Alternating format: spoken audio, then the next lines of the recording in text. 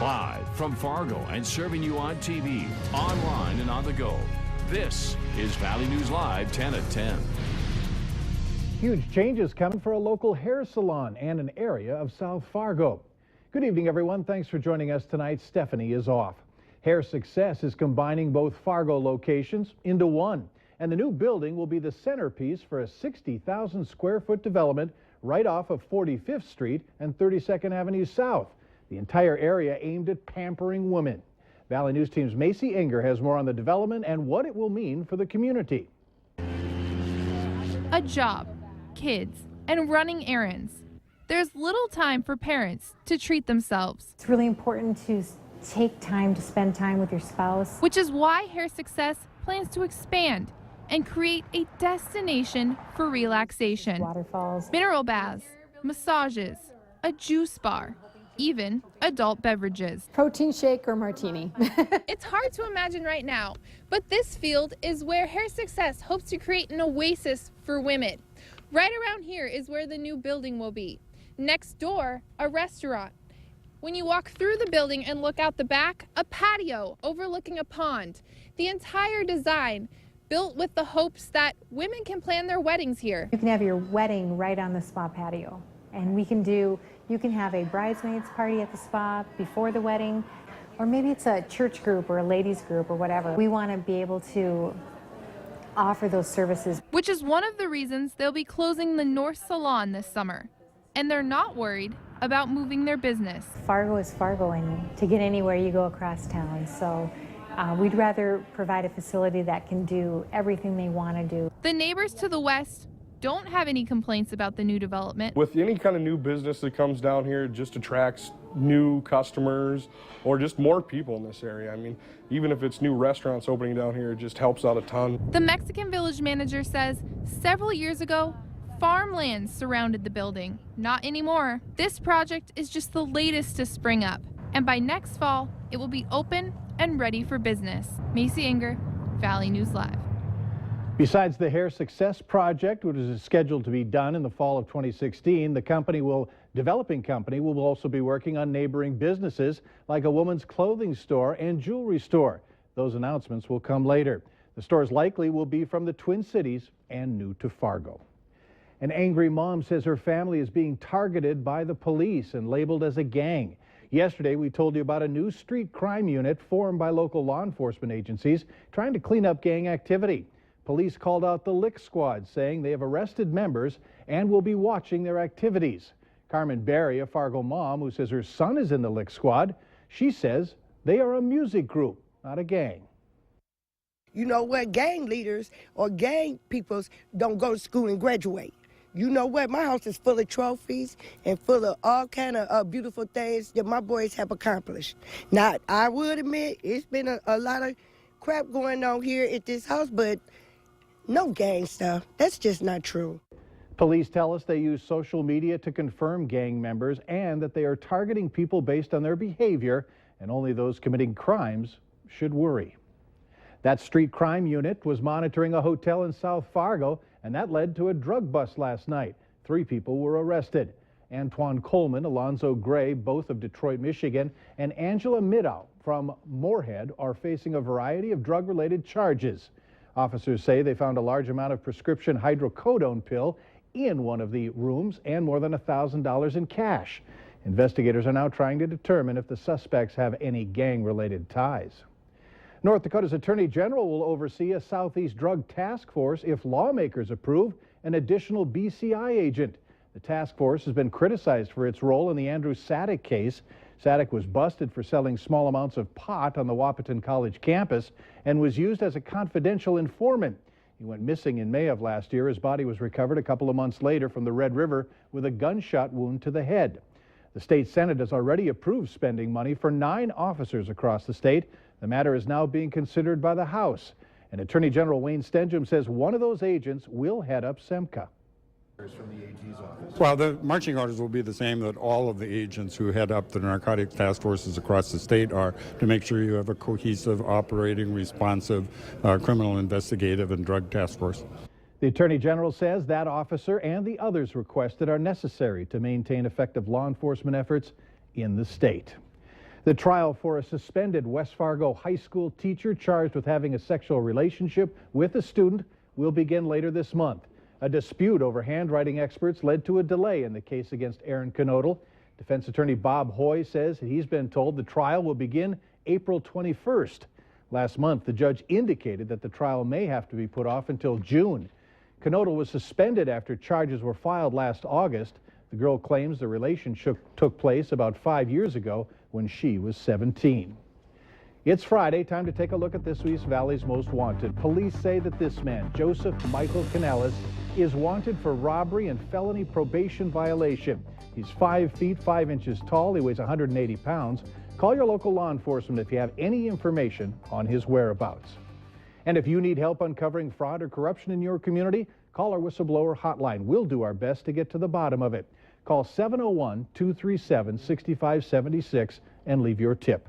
A member of our investigative team will get on the case and go to work to expose the truth. U.S. Senator Amy Klobuchar has highlighted efforts to protect children from detergent packet poisoning. You may remember a story on Valley News Live back in 2013. A toddler from Hitterdal, Minnesota, hospitalized for ingesting a Tide detergent pod. The Minnesota Poison Control System reports a 600% increase in poisoning incidents related to detergent packages, with a jump of 49 cases in 2012 to 352 in 2014. There have already been 64 cases so far this year. Senator Klobuchar has co-sponsored legislation that would set safety standards for the liquid detergent packets. The Rourke Art Museum hosted the Raised on the Red 5 Decades of Emerging Talent earlier this evening. The Rourke has been dedicated to searching out young talent in our region. Many of the most successful artists to come from Minnesota, North Dakota, and South Dakota got their start at the Rourke. Raised on the Red is a 2-part show that celebrates that rich history. The Raised on the Red will be featured in the main gallery. Emerging artists from the region work in a variety of mediums, including printmaking, ceramics, painting, and mixed media sculpture.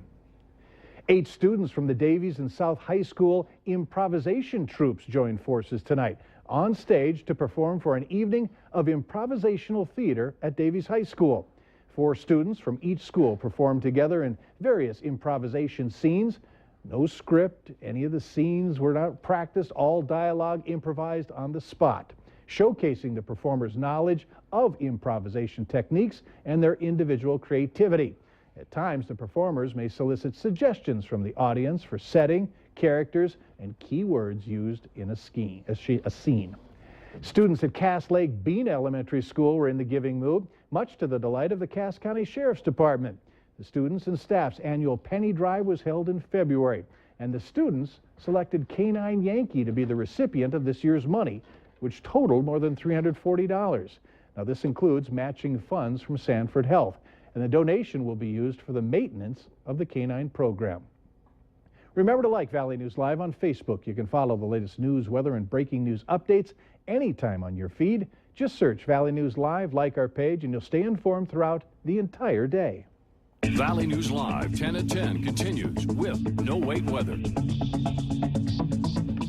Well, what a treat the weather has been today, and we've continued to expect a nice weekend. And I'm looking forward to tomorrow. We're getting even more of a treat because around the region last night, some folks reported seeing the northern lights, like Ron Jr. here, doing a time lapse, sharing it with us on Facebook. And just look at the gorgeous colors captured near Fergus Falls of the time lapse. We saw the reds and the emerald greens out there. The chance for seeing the aurora is out there again tonight, and things are quite clear. Thank you so much, Ron, for sharing that. Here's a look outdoors right now. Our sky cam showing quiet conditions over the FM area. It is 40 degrees out at Hector International Airport. Down in the corner there, 39 here at the studios in South Fargo. It feels like 37.